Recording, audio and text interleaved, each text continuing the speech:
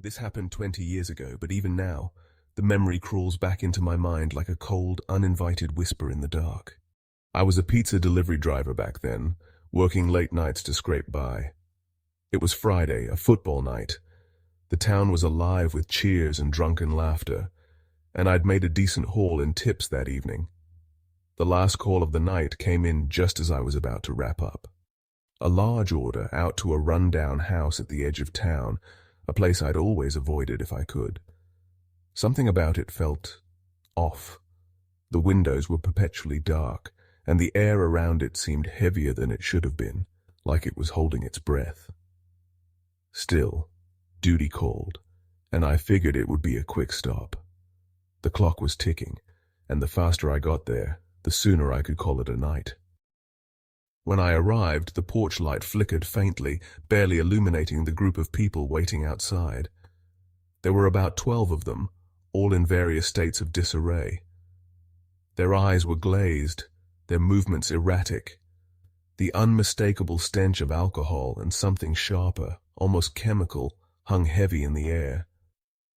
I handed over the pizza, but before I could leave, one of them spoke up, a wiry guy with hollow cheeks and a menacing grin.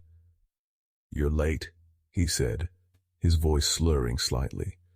I glanced at my watch. "No, I'm not." The order was right on time. He stepped closer, his smile widening unnaturally. "If it's late, it's free. That's the rule, isn't it?" Before I could respond, the others began closing in around me. Their posture was threatening, their eyes glinting with something darker than just mischief. I was alone, outnumbered, and the energy around them felt dangerous, predatory. Reluctantly, I handed over the pizza, hoping it would be enough to pacify them. I started backing toward my car, my heartbeat thundering in my chest. Just as I reached the driver's side door, one of them called out, "Hold up!" For a moment I thought they were going to tip me. I don't know why. Maybe it was naivety, or maybe I just wanted to believe the night could end without incident. But as I turned, the wiry guy lunged, slamming me against the car.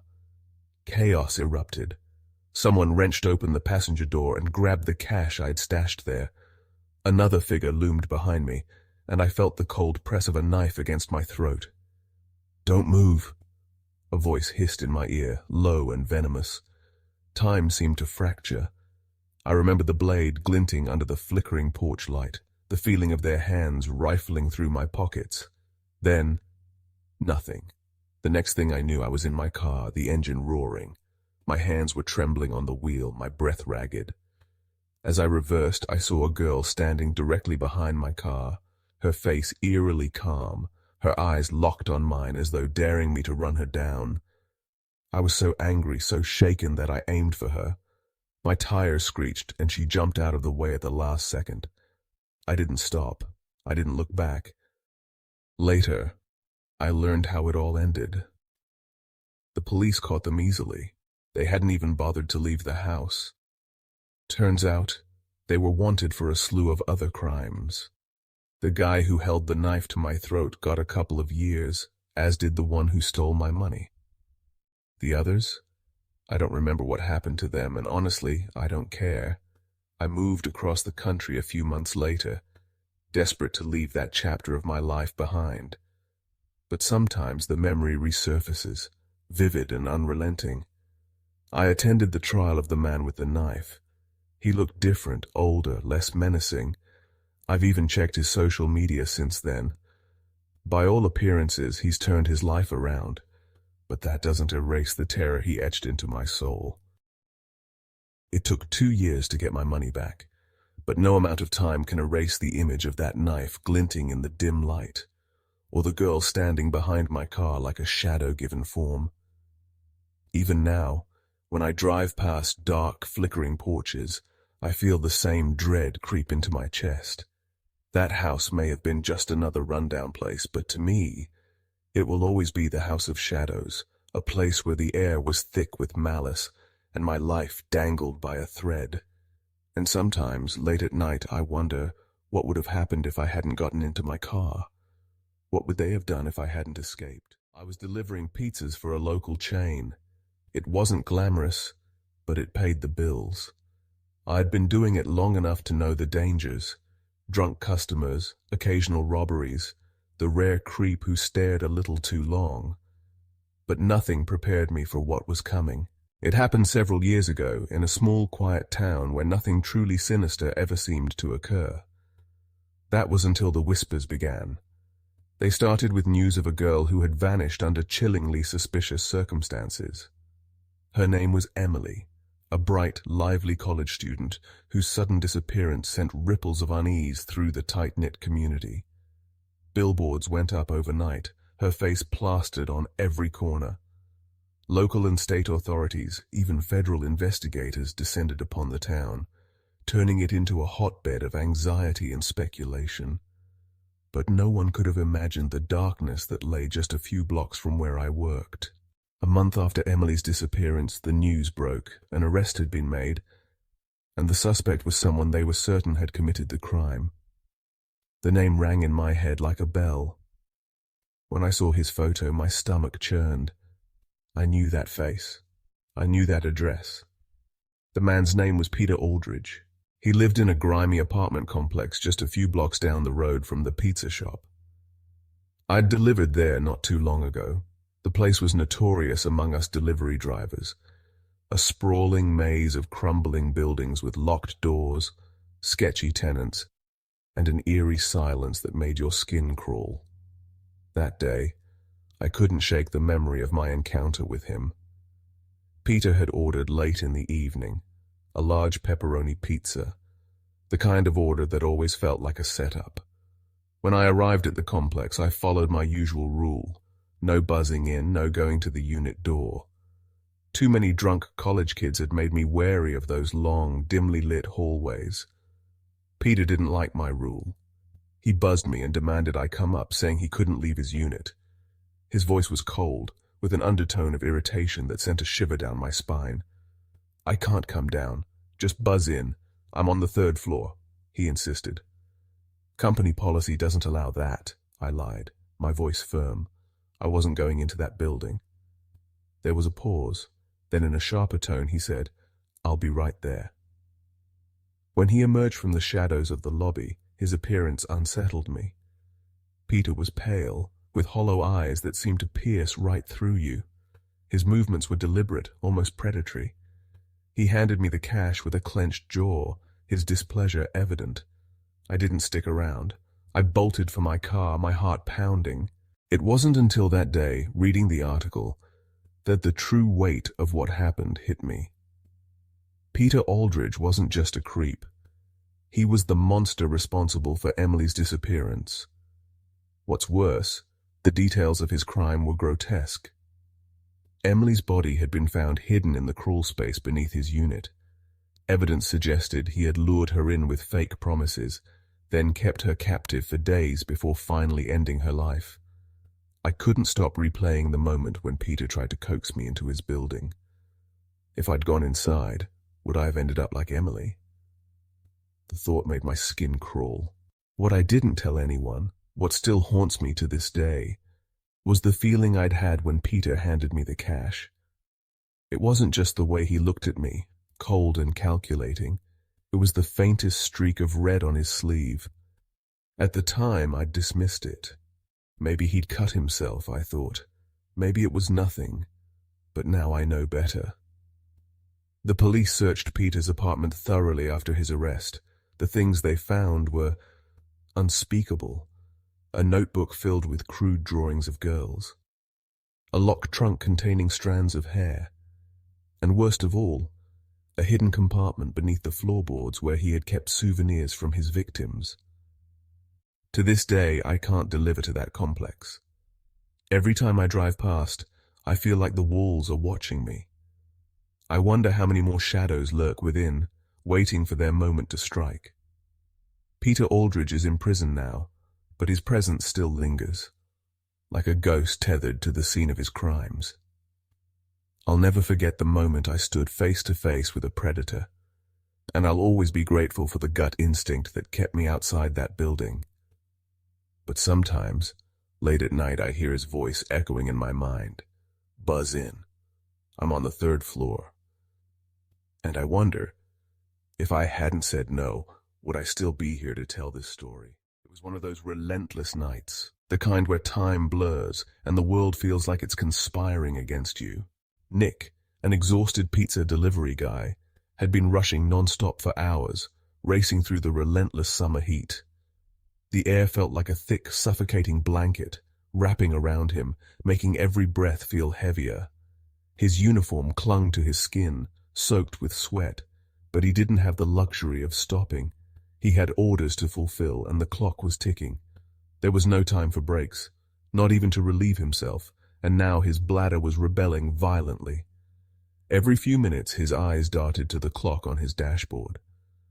Only 3 more deliveries, he muttered to himself. Then I can go home, take a long shower, and collapse into bed. But as he sped toward his next delivery, a gnawing discomfort in his lower abdomen grew steadily more unbearable. The address was familiar. He'd delivered to that house several times before. But tonight something felt off. The neighborhood, usually bustling with the hum of students and late-night parties, was unnervingly still. It was summer, so most of the students were gone. But there was always some sort of life, even at this hour. Tonight, however, the silence pressed down on him like a heavy weight. The house came into view, its dark silhouette outlined by the dim glow of the street lamps. The flickering lights created strange shadows that danced across the lawn, making the place look abandoned. Nick frowned, slowing his car as he rolled past the empty driveway. Something felt wrong. No lights flickered from the windows, not even the faint glow of a TV or lamp. It was as if the house itself had exhaled a deep, silent sigh, and now it lay in a deathly hush. Worse, the street lamp closest to the property was out, casting a sinister shadow over the area. The soft hum of the world around him seemed muffled, as if the very air was holding its breath. "Why does it feel so wrong tonight?" Nick muttered under his breath, glancing nervously at the empty street. He felt the hairs on the back of his neck stand up, a creeping sensation settling in his bones. He pulled the car to a stop at the curb, staring at the darkened house. His foot tapped restlessly on the brake pedal, eyes darting back and forth across the street, but there was no sign of movement, no indication that anyone was home. And yet, the delivery had been placed. Someone had ordered the pizza. His phone buzzed in his pocket, and he jumped slightly, startled by the sudden sound. When he glanced at the screen, he saw the customer's number calling him. "Hello?" Nick answered, his voice tired, yet laced with confusion. "Yeah?" A breathless voice rasped through the line. The voice was strained, hurried, and there was a nervous edge to it. "I'm outside, but it doesn't look like anyone's home," Nick said, his own unease beginning to seep into his words. "There's no lights, no sounds. I'm not sure if—" "I'm so sorry," the voice interrupted. "I lost track of time at work. I'll be there in just a couple of minutes. Please don't leave. I'll be there in 5 minutes, tops." The voice sounded young, maybe mid-20s, and genuinely distressed. Despite his growing discomfort, Nick decided to wait. He'd had odd deliveries before, customers who were running late or preoccupied, but nothing like this. He hung up the phone, glancing nervously at the empty street again. The oppressive stillness of the night seemed to press in on him, and the air felt unnaturally thick. The urge to relieve himself, however, was now too strong to ignore. He quickly looked around for a secluded spot. A cluster of bushes near the front yard of the dark house caught his eye. They were tall enough to offer some cover, and with the street lamp malfunctioning, he'd be invisible from any passing cars or pedestrians.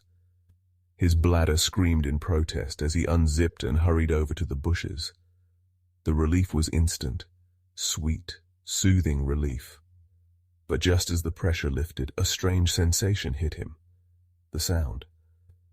It wasn't right. It wasn't the soft rustling of leaves that should have met his ears. It was something solid, something too thick, Before he could process what was happening, the air around him seemed to darken, and a guttural voice snarled from behind him, "What the hell?" Nick's heart stopped. He froze, mid-action, as a shadowy figure erupted from the bushes. The man was tall, towering over Nick, cloaked in a dark, hooded jacket that barely moved with him, as if he was part of the shadows themselves. His movements were quick, violent.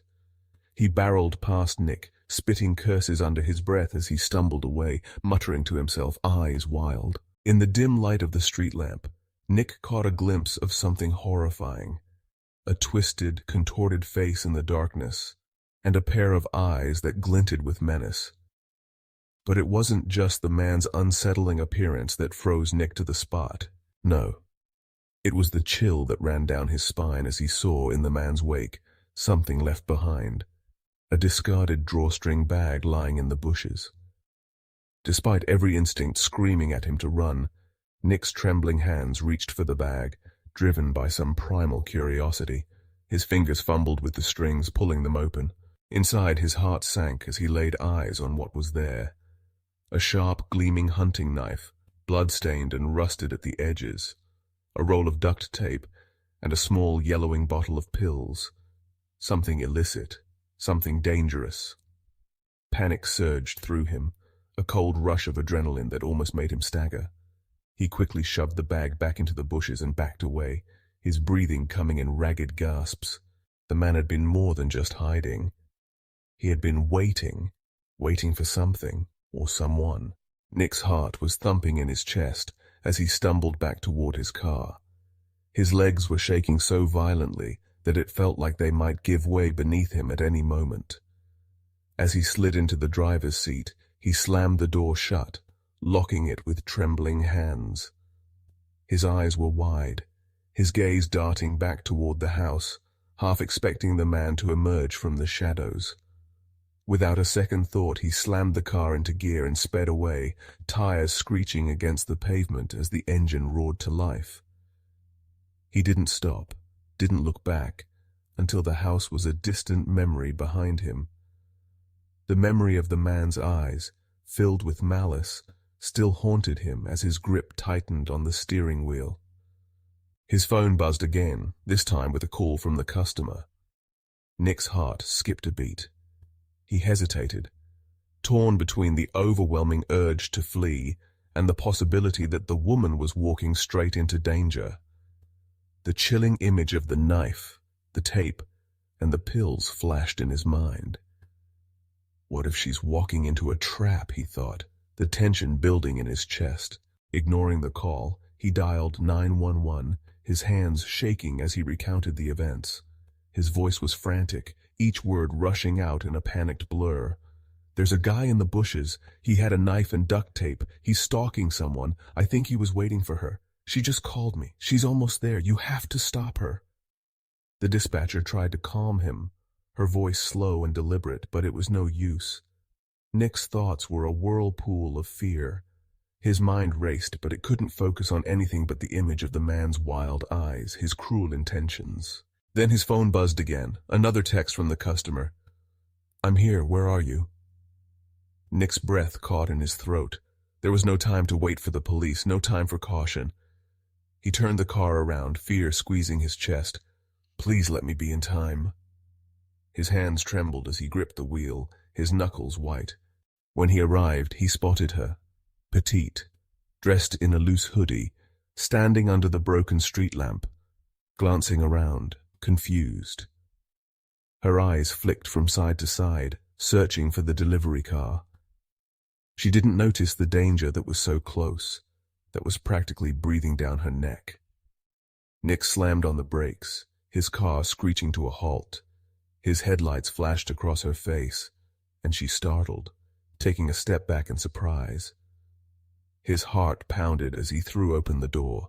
"Get in the car, now!" he hissed, his voice trembling with urgency. The woman hesitated, eyes wide with confusion. "What? Why? Is something wrong? There's no time." "A man was hiding in your bushes with a knife. I've already called the police. Please just get in." Fear flickered across her face, but without another word she climbed into the car. Nick slammed the door shut behind her, his hands shaking as he started the engine. He drove quickly, but carefully, toward a safe location the dispatcher had suggested, where they could wait for the police. The woman didn't speak for a long time. Nick glanced at her from time to time, but her eyes were fixed on the window, her face pale, her breath coming in shallow gasps. Finally, her voice broke the silence. I know who it was," she whispered, her voice barely audible. He's been following me for weeks." Nick's stomach churned. The feeling of dread he had experienced earlier now seemed like a premonition, a warning he hadn't heeded. As they arrived at the safe location, sirens wailed in the distance, growing louder. Nick took one final glance at the rearview mirror, still haunted by the face of the man. Who was he, Nick thought, and why had he targeted her? But before he could dwell on it any longer, a figure emerged from the shadows.